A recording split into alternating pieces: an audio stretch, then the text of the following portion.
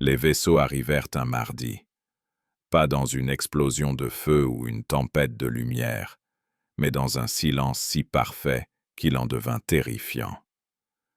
Un instant, l'espace au-dessus de la Terre était vide. L'instant suivant, 3 formes apparurent, comme si la réalité avait oublié de les empêcher d'exister.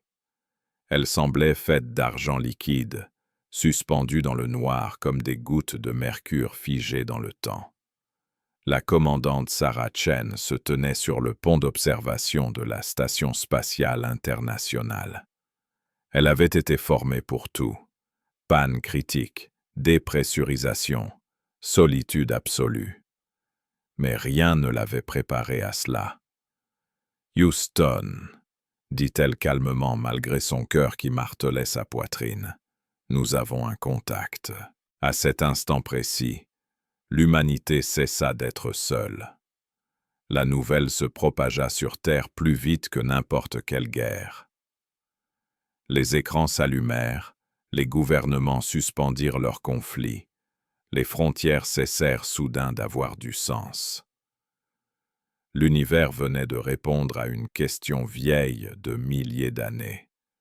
Les visiteurs se faisaient appeler le Concordat, une coalition de plus de 4000 espèces spatiales, régnant sur cette région de la galaxie depuis plus de 200 000 ans. Ils avaient observé l'humanité depuis ses premiers feux de camp jusqu'à ses premières fusées. Et maintenant, ils avaient décidé de se montrer. Leur ambassadeur se nommait Velari Prime. Il mesurait plus de 2,50 m. Sa peau noire brillait comme de l'obsidienne polie, et ses yeux semblaient contenir la lumière d'étoiles mortes. Quand il parla, sa voix ne passait pas seulement par les oreilles. Elle résonnait directement dans l'esprit. « Nous venons en paix. Nous offrons à l'humanité une place parmi les étoiles. » Les dirigeants de la Terre tremblèrent, non de peur, mais du poids de ces mots. Une session d'urgence des Nations Unies fut convoquée. Diplomates, scientifiques, chefs d'État, tous préparèrent des discours de coopération, d'échange, de fraternité galactique. L'humanité était prête à dire « oui ». Mais quelque chose d'inattendu se produisit. Les humains commencèrent à poser des questions. Pas des questions naïves sur les armes ou l'immortalité. Non, des questions dangereuses, profondes, techniques. Pourquoi le voyage supraluminique fonctionnait-il? Comment des formes de vie sans cerveau pensaient-elles? Quels principes physiques soutenaient leur vaisseau? Velari Prime observa, intrigué, puis troublé.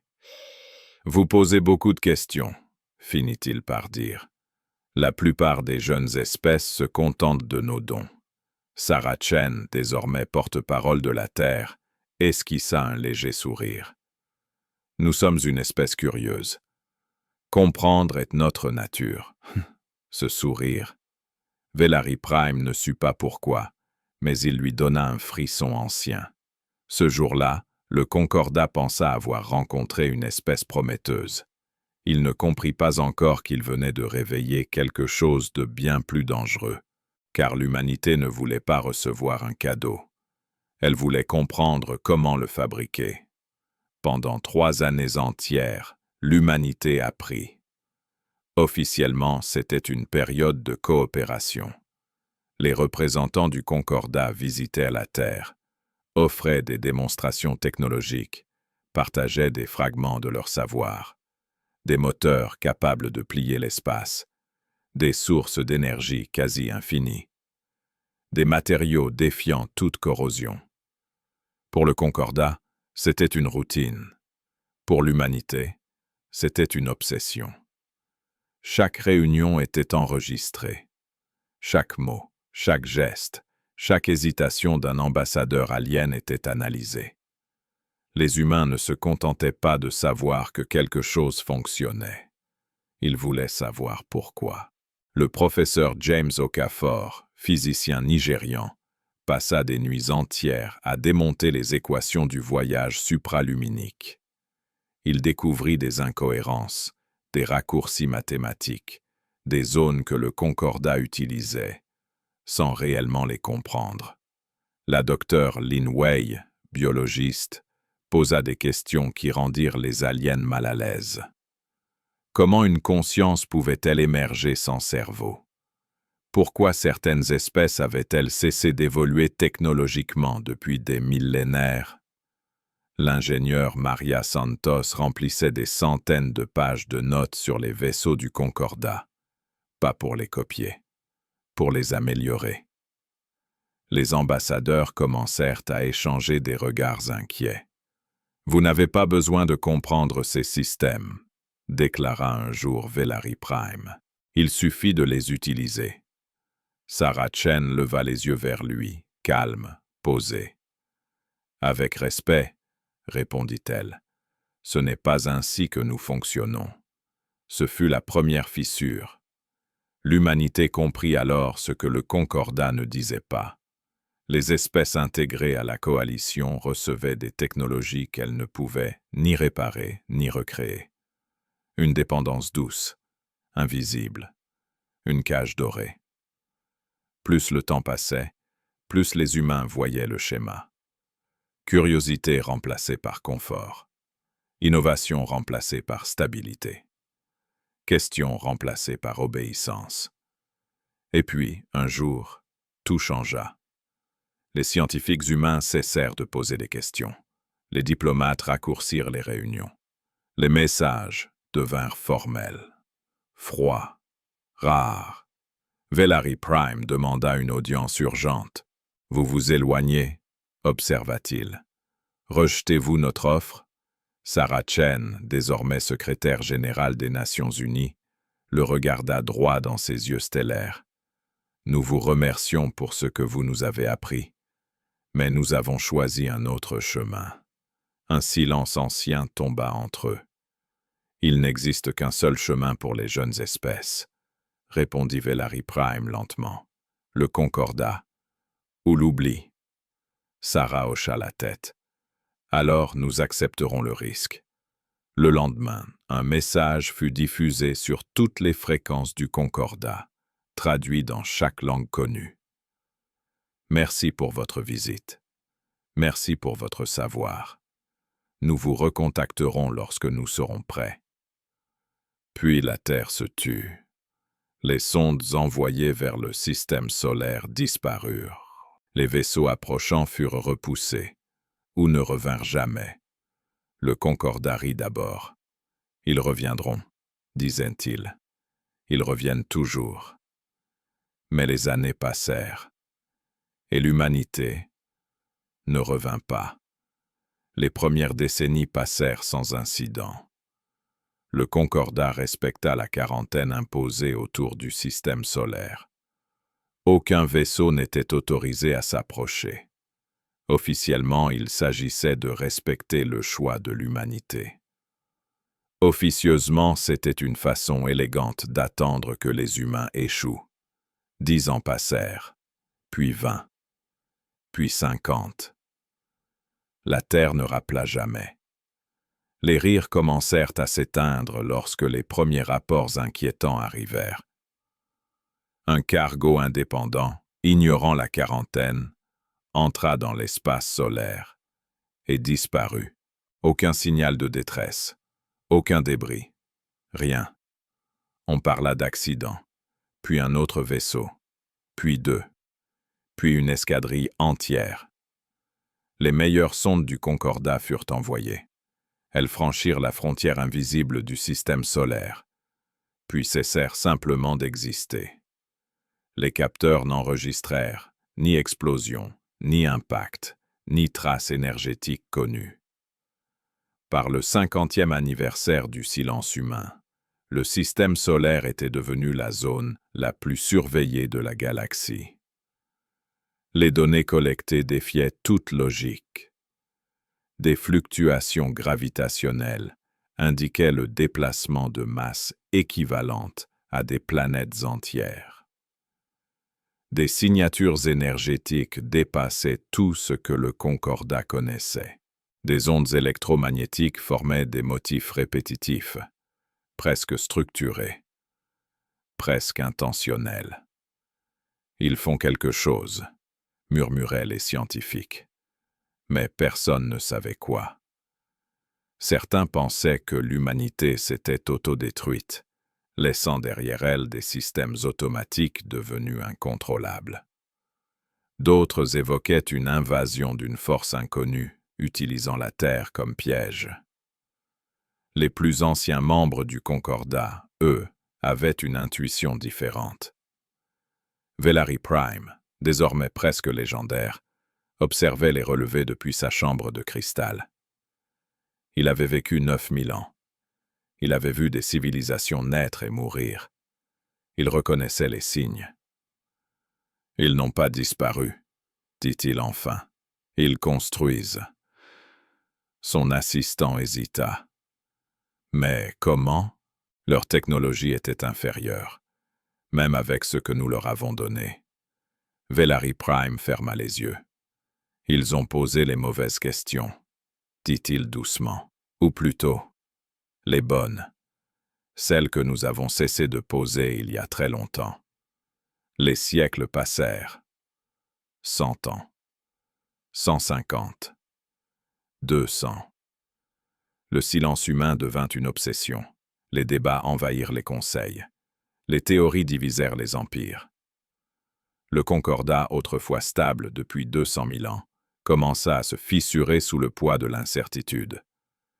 Qu'est-ce qui pouvait grandir si vite, sans jamais se montrer? Puis un jour, quelque chose changea. Une sonde diplomatique fut envoyée. Petite, désarmée, porteuse d'un seul message. Nous souhaitons comprendre. Elle entra dans l'espace solaire. 3 jours plus tard, elle réapparut exactement à son point de départ. Intacte. Son message avait disparu. À la place, gravé dans la langue ancestrale de Velari Prime, se trouvaient 2 mots impossibles. Pas encore. Velari Prime resta figé. Les humains n'avaient jamais appris cette langue. Et pourtant, il la maîtrisait.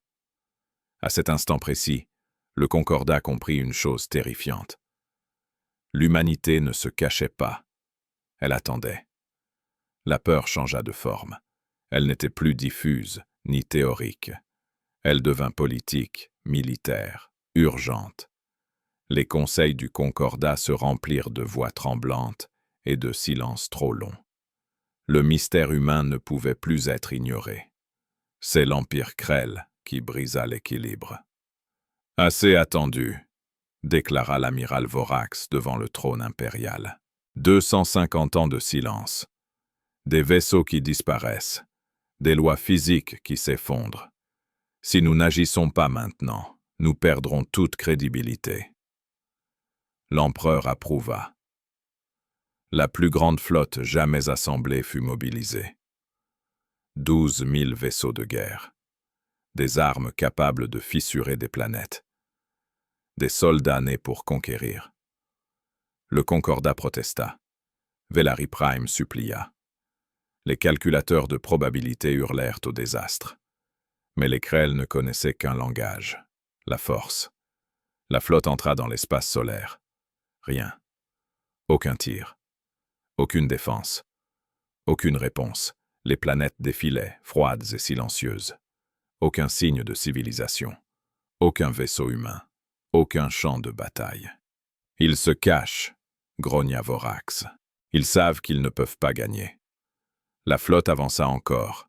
Puis, la réalité se plia. Il n'y eut pas d'alarme. L'espace se replia sur lui-même comme un tissu froissé. Les étoiles s'étirèrent en lignes impossibles. Le temps sembla hésiter, se répéter, puis se briser. Un par un, les vaisseaux disparurent. Pas détruits, pas explosés. Simplement, absents.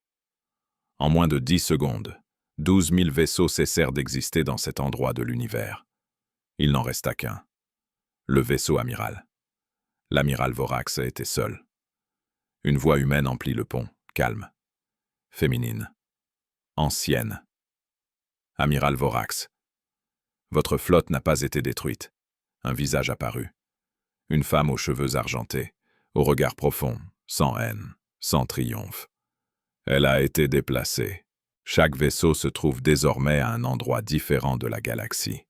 Intact, vivant. Vorax tremblait. Comment? La femme sourit doucement. Nous n'avons pas passé 250 ans à construire des armes. Nous avons appris comment l'espace pense, comment le temps respire. Les limites que vous acceptez ne sont pas réelles. Pourquoi ne pas nous anéantir? Murmura Vorax. Parce que nous ne sommes pas des conquérants, répondit-elle. Nous sommes des explorateurs. L'image disparut. L'instant suivant, le vaisseau Krell se retrouva au-dessus de son monde natal. La flotte était revenue. Dispersée, humiliée, vivante. Le message se propagea dans toute la galaxie. L'humanité pouvait vaincre sans tirer un seul coup. Et à cet instant précis, le Concordat comprit une vérité glaciale. Ils n'étaient plus les maîtres de l'univers. Ils n'étaient même plus en sécurité. Le Concordat ne dormit plus. Pendant 200 000 ans, la galaxie avait reposé sur une certitude simple. Rien ne dépassait le Concordat. Ses lois, sa technologie, sa compréhension de la réalité. Cette certitude venait de mourir. La flotte Krell n'avait pas été détruite. Elle avait été déplacée.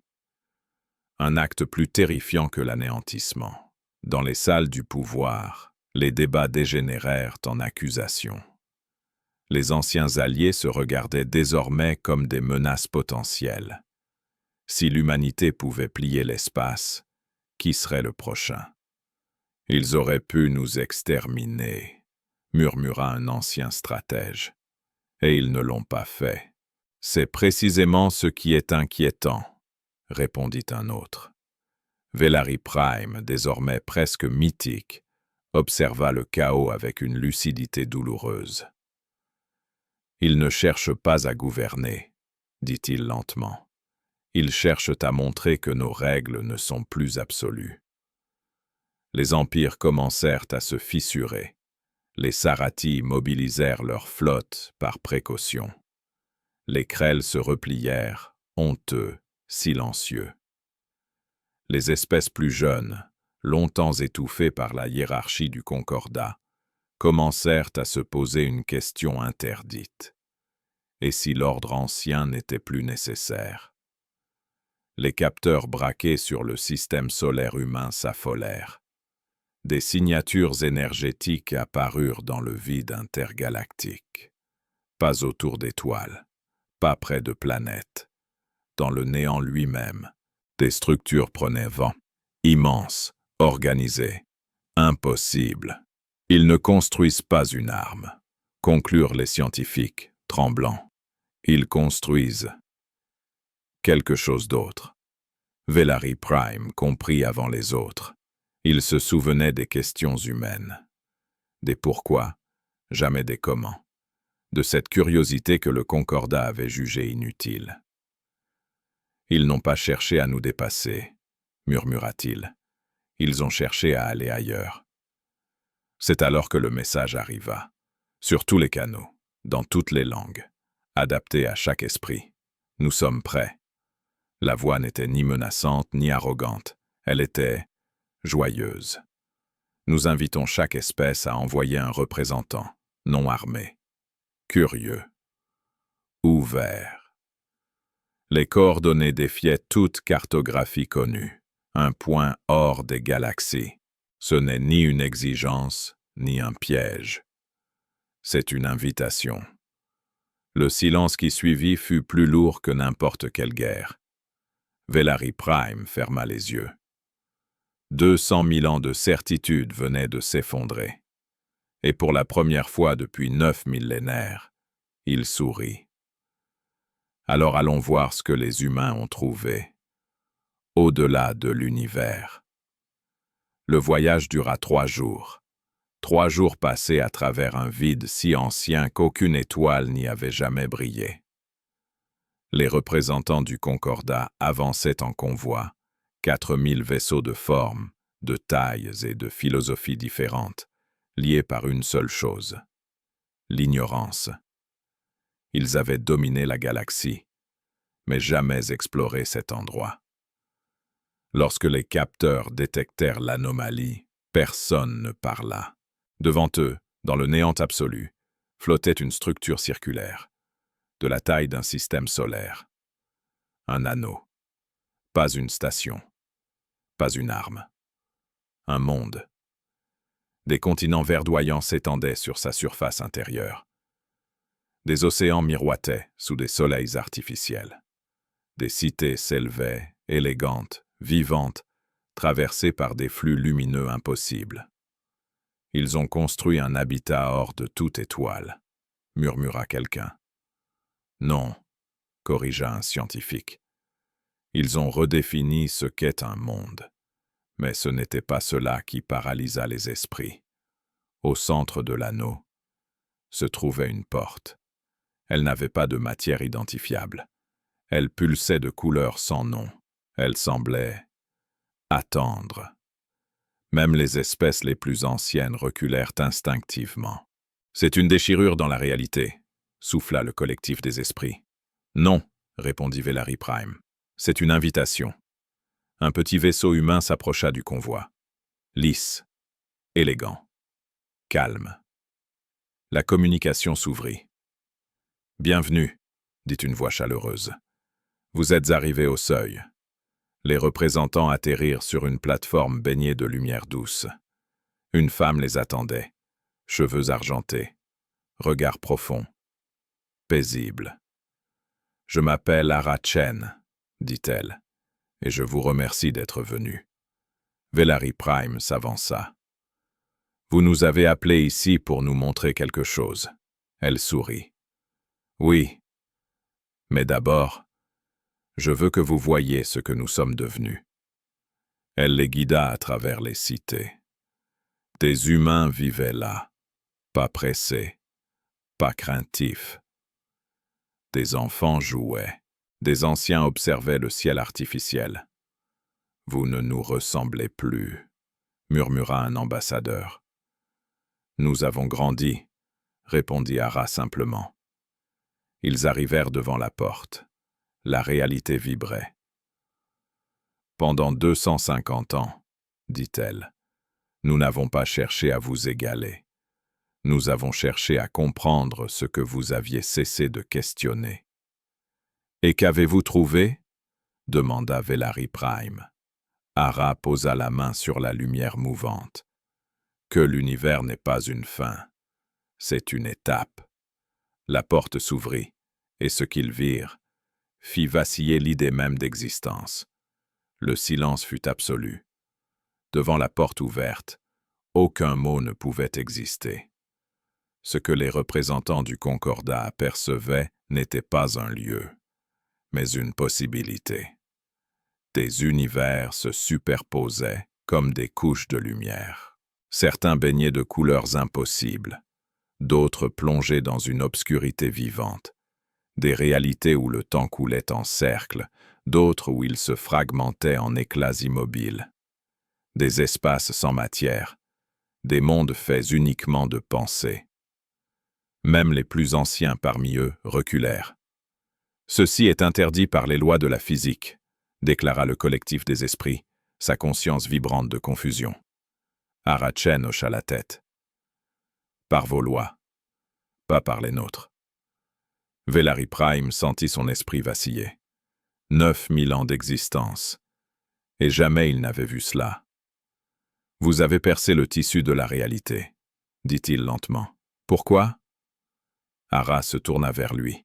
« Parce que votre galaxie est condamnée. » Un murmure parcourut l'assemblée.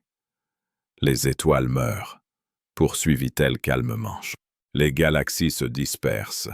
L'entropie gagne toujours. Vous avez bâti un empire pour gérer le déclin, pas pour l'empêcher. »« C'est inévitable, » protesta un ambassadeur Sarati. C'est la fin naturelle de toute chose. C'est ce que vous avez décidé d'accepter, répondit Ara. Pas ce qui devait être. Elle activa une projection. Les représentants virent la mort thermique de l'univers. Le dernier photon s'éteindre. Le vide absolu. Puis l'image changea. Un passage. Un transfert. Une civilisation traversant la porte. Survivant à la fin du temps. Nous avons cherché une réponse à une seule question, dit Ara. Que devient la vie quand l'univers s'arrête? Personne ne répondit. Et nous l'avons trouvée. Elle les regarda un à un. Nous n'avons pas construit cette porte pour fuir. Nous l'avons construite pour continuer. Velari Prime sentit quelque chose se briser en lui.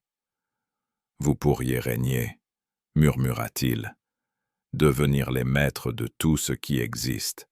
Ara sourit, presque triste. Régner sur quoi? Une ruine lente? Elle s'approcha de la porte. Nous n'avons pas dépassé le concordat par la force. Nous l'avons dépassé parce que vous avez cessé de rêver. Le collectif calcula. Les Sarathi hésitèrent. Les guerriers craies restèrent figés. Et maintenant? Demanda Velari Prime. Ara étendit la main vers la lumière. Maintenant, nous vous offrons ce que personne ne nous a jamais offert. Un choix. La porte pulsa. Rester. Ou avancer. Et pour la première fois depuis 200 000 ans, les anciens maîtres de la galaxie ne savaient pas quelle réponse était la bonne. Pendant un long moment, personne n'osa bouger. 4000 représentants. 4000 espèces. 200 000 ans d'histoire figée devant une seule décision. Velari Prime avança le premier. Ses pas étaient lents, presque hésitants. Lui qui avait vu naître et mourir des empires. Lui qui avait présidé l'intégration de milliers de civilisations, ressentait pour la première fois quelque chose d'inconnu. De l'humilité. Nous avons toujours cru être des dieux, dit-il d'une voix brisée, parce que personne ne nous avait jamais montré nos limites. Il observa la porte. Mais vous nous rappelez ce que nous étions autrefois. Des explorateurs. Des rêveurs. Le collectif des esprits confirma ses calculs. La probabilité d'extinction universelle est réelle. La probabilité de survie par ce passage dépasse tout ce que nous avons connu. Un à un, les représentants avancèrent. Les guerriers Kerr déposèrent leurs armes. Les Sarathi abandonnèrent leurs plans. Les anciennes rivalités s'effondrèrent face à une vérité simple. Rester signifiait mourir lentement. Ara Chen les observait, silencieuse. « Pourquoi nous faire confiance ?» demanda un ambassadeur plus jeune. « Vous pourriez nous abandonner. » Ara répondit sans hésiter. « Parce que nous avons appris une chose en 250 ans de silence. » Elle posa la main sur la paroi lumineuse. « Une espèce ne grandit pas en dominant les autres, mais en avançant avec elle. » La porte s'ouvrit davantage. Des mondes entiers attendaient de l'autre côté. Des univers vierges. Des commencements sans fin. Velari Prime franchit le seuil. Et pour la première fois depuis 9 millénaires, il ressentit de la peur, mêlée à une joie pure. Les autres suivirent. La vieille galaxie se vida peu à peu. Les flottes devinrent des convois d'exploration. Les anciens maîtres devinrent des élèves. Et l'univers mourant resta derrière eux, paisible, enfin libéré de son poids.